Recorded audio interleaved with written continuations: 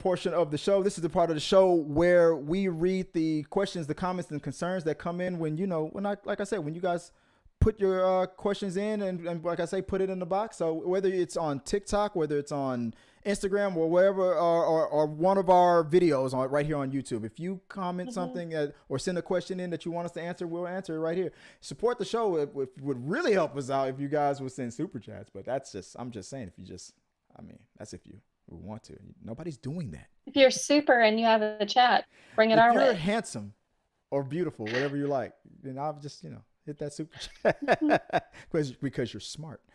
There you go.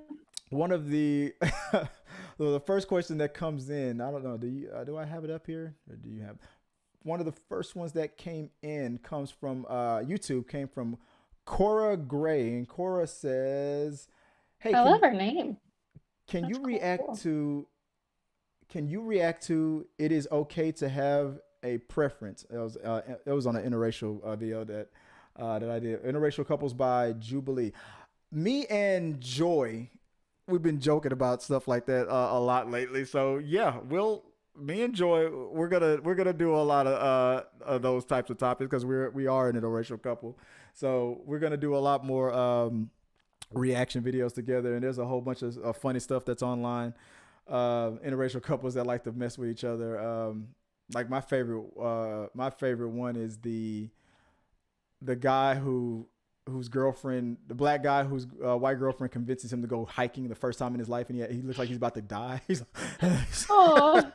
like, we don't do this, like those kind of jokes and stuff. Because Joy is the opposite of that. She's like, I ain't doing that stuff. Like she's like, I don't go camping, I don't go hiking, I'm not going bungee jumping, I'm not going skydiving. I'm like, oh, she's perfect. She's against any of those stereotypes. But yeah, you're probably gonna see me and Joy do some stuff like that too, and we'll do that in the future. The next one comes from, Patrick FF, in regards to a topic I brought up about zombies. Okay. I agree to this one 100%. With me or with him? No, with him. 100%. Oh my God. So, okay, if you've heard me say this before, guys, I said this.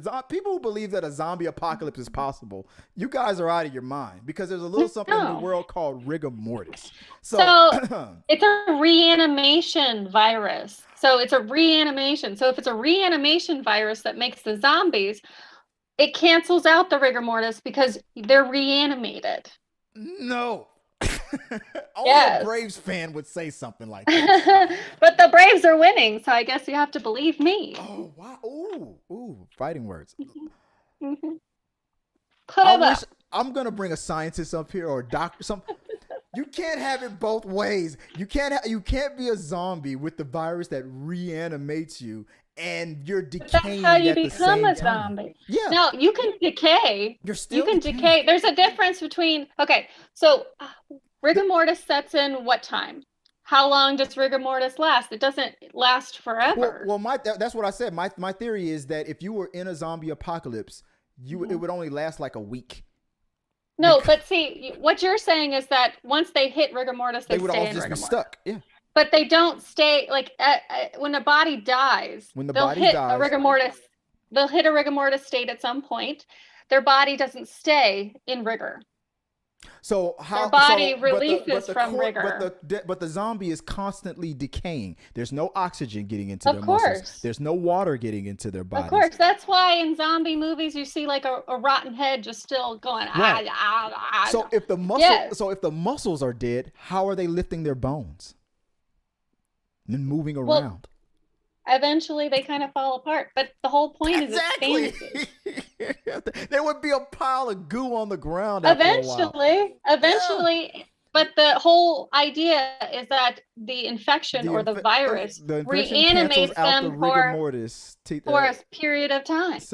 To rebuild cells. No, if there's no water, if there's no oxygen, there's no rebuilding of cells. There's no fuel. If no fuel is being brought and circulated within the body, you cannot regrow cells.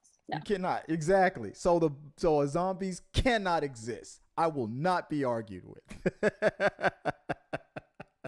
Have I convinced you yet? No. Oh wow, you're just gonna you just Go to New Orleans and go talk to a witch doctor. They'll tell you about zombies. I'm not going back to New Orleans. Oh, did you meet a zombie there? I Did used you to get some drive to Louisiana voodoo? a lot when I was a kid. There was just too many. Look, once you find out what some women might put in spaghetti, you don't mess with. What does that mean? I'll tell you after the show. Spaghetti? So let's just say it's a love potion. Um, Oh, I don't. Oh, you're gross. That's gross. That's gross. I didn't do it. Anyway, next question. Spaghetti. Next one comes from. I'm not gonna say it the way it's really said. It's not your mom's spaghetti. Exactly right. From TikTok from That's Eminem joke. FUK me. This was a comment on a theory post that I put on the TikTok account. My theory is that the feud between YouTube TV and Roku is still going. So okay. I put up on the T3 Media's TikTok account that what am I trying to say? The Roku that I have. See, Roku, if you get a new Roku, you will not be allowed to have YouTube TV. It won't allow you to have it. But if you've already had YouTube TV before the feud between YouTube and Roku started, if you were grandfathered in, if you already had it, you got it. If you delete it, you can't get it back. So my theory is that Roku has been messing. If you have YouTube TV on your Roku, they're going to mess with you. So for example, on this video, I said that whenever I turn my Roku on, I have YouTube TV on the top, like the top line for the apps that that you can select. I always set it at the very top, but the Roku always defaults to the next line. So I have YouTube TV, I have HBO Max, and I have Netflix. And on the next line is, the next set of apps. It always defaults to row 2. I wanted to default to row 1 because 9 times out of 10, I'm turning on YouTube TV. But it always defaults to row 2. So I moved YouTube TV down to row 2. What happened the next day? It started defaulting back to the top again.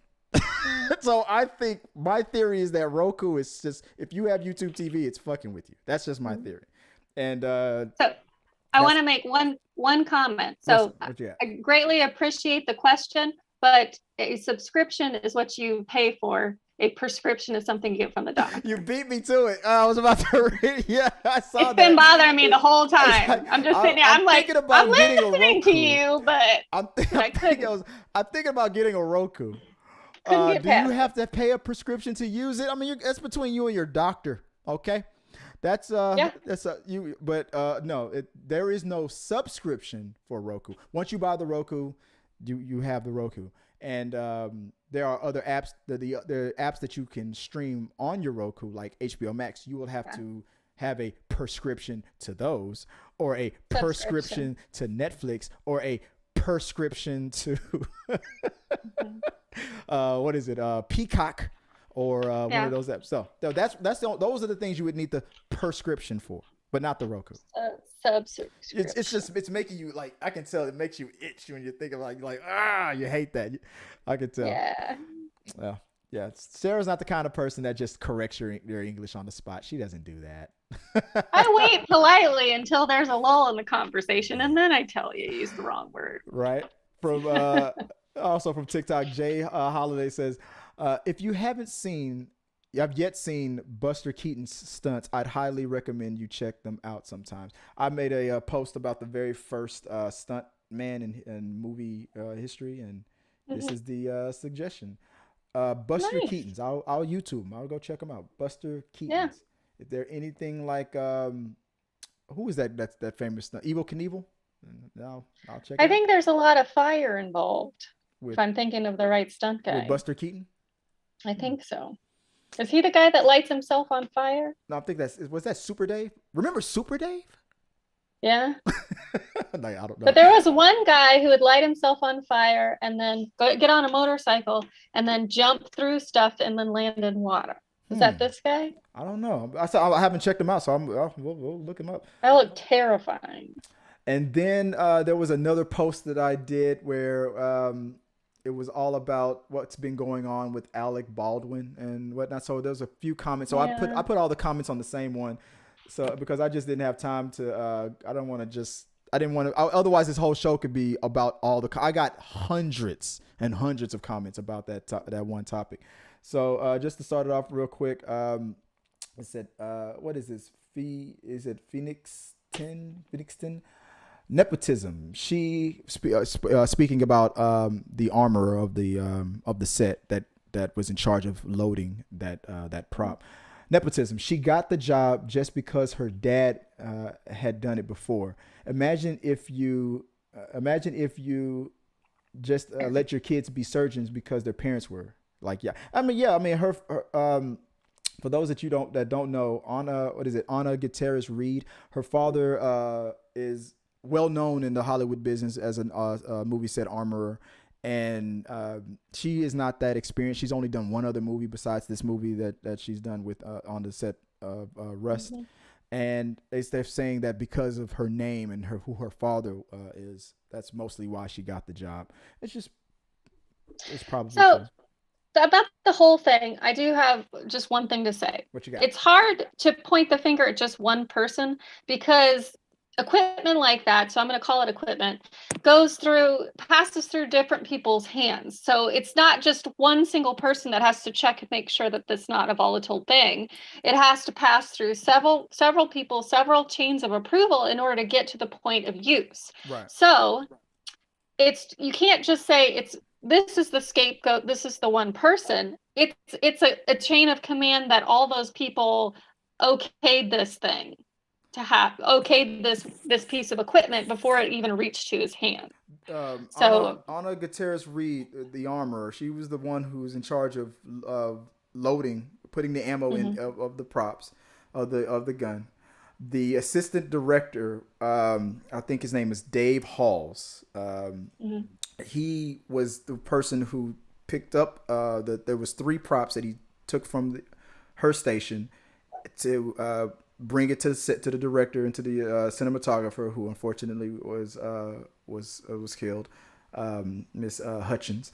They were running, from what I understand, they were running a scene. They were practicing out with Alec a scene that he was supposed to carry out, and they needed to practice with the props. They brought 3 props. She loaded it up with the ammos, which was all supposed to be blanks. The assistant director's job was to confirm that they were blanks and they were clear, and then hand it to the actor to use on the set.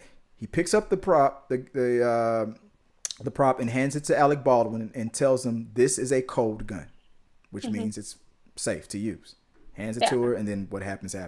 The number of people that is like, any gun person, everybody knows that the person shooting the gun, it's their 100% responsibility to make sure that it's clear. No, it's not. We're not talking about a police officer. We're not talking about a person who owns a firearm in his own home, is defending it, and maybe it goes off accidentally and hurts somebody in the house or something or hurts themselves. We're not talking about that scenario. We're talking about a movie set.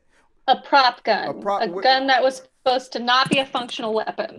The number of people who just want it to be Alec Baldwin's fault. And this is horrible. I mean, this is a horrible situation. It's crazy to me. I mean, it's people who just want it to be that way. They just want to pick somebody to be at fault. They want to choose one person. They don't want to distribute the responsibility to where it needs to be distributed. Look at all that footage. A multi-tier thing. Somebody made a good point. We're about to get to it later. One of the next comments was from April Georgia Peach, I'm assuming, commented, I've heard that guns cannot shoot real bullets. That's a so, and I also corrected this. I mentioned this on the TikTok account. Prop does not mean toy. Prop is short for property.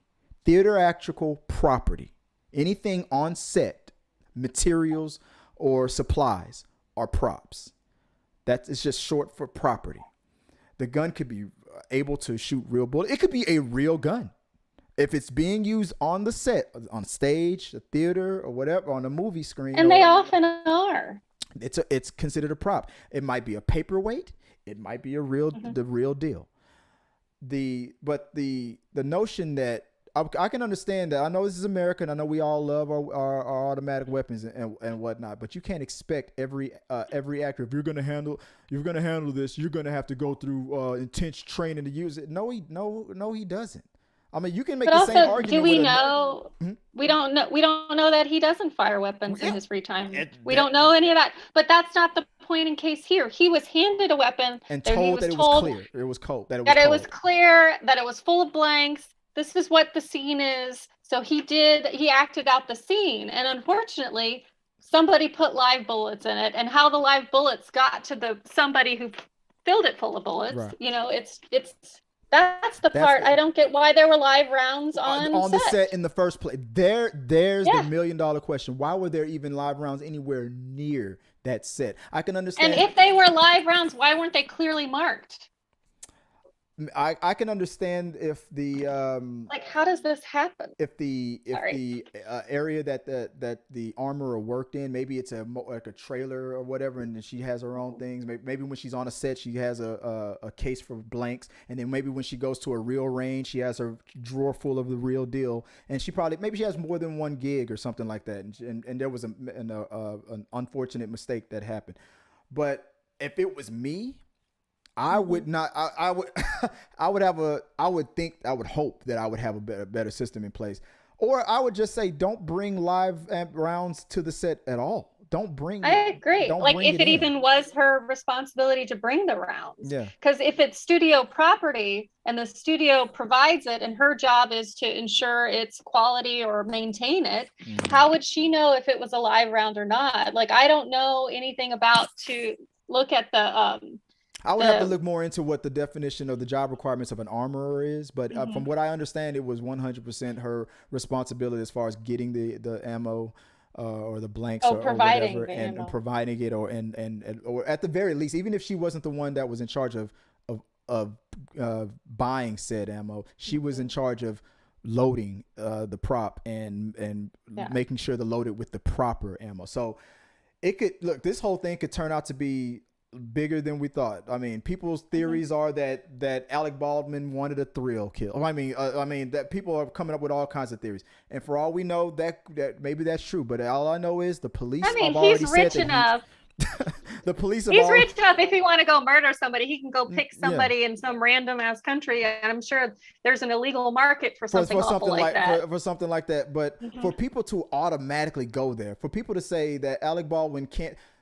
This is what That's we do horrifying. To people, and we disassociate ourselves mentally, spiritually, geographically, and obviously financially from people who work in Hollywood, and assume that any bad thing that happens, that means that they're evil lizard people monsters. It's not. It becomes in some of these people's heads, it's not possible that an accident happened and that Alec Baldwin genuinely feels terrible about it. No, there's people in the comment section going, he did it on purpose. The Clintons, this and that. It's always something. It's like ultimately, this is a tragedy where somebody lost their life, which is the most important thing. Exactly, and people want to talk about. And that should be Alec the Baldwin. Focus. Her poor family. Exactly. She's never coming back. This is horrifying. And there's all the comments that I've gotten, that was the majority comment that we got that I got, that Alec did it on or wanted to do it, or this was a hit job. Like it's you don't crazy. Know that man. You don't know that man. Well, we don't know if and he's the last crazy. one that came on that topic before we move on, before we close it out, was from Daniel. Is it Daniel Hill? Dan K Hill cometh. Keanu Reeves never checked the guns. You can see the footage from behind the scenes. It was always the armorer that is the rules. The actor is only there to act. Exactly. It makes sense to me. I mean, there are actors who know how to use guns. There are actors who don't like guns at all and hate guns. But you give them a script and tell them to act like a badass. And Eddie Murphy said it himself. Like, I think he said, like, I don't know how to fight. I don't like to fight. But if I'm in a movie where I'm the main hero, I'm gonna kick your ass. You know, I can pretend like I can fight. I can pretend to shoot a gun. It's a script. So I don't know. It's a horrifying thing. People just want to like you said, just want to see the world burn. Well, they just want to blame somebody, and the easiest one to blame is who pulled the trigger, and that's in this situation, it's far more complicated than that. Yeah. And it's so sad that nobody's going, hey, that poor woman and her poor family, she's no longer here with us. That should be the more focus. And they're going to do their investigation. I mean, obviously they will have to, the whole studio will, and they'll figure out what happened and who's at fault. And that's how it'll go. As well as the police, I imagine. Her family, her husband, I believe, and her father has already come out, saying they don't blame Alec for it and stuff. The police have already cleared him and whatnot. Yeah. My rule with a lot of things, you can't be more offended than the victim. Mm-hmm. So that's that's there we go. And we got it. Also, we have in the comment section. I see Sarah was trying to keep this fact from me. Daniel Dyer, the dire situation. Go Astros! That's right, Daniel. About to watch this game. Woo! Hi. Good show. Good show. Good show. Good luck there, Astros. Our supporters help make all this content possible, so make sure you check out our Patreon page so you can help us bring you the content you want. Push the pedal to the freaking metal. I'm turned up just like heavy metal. Yo.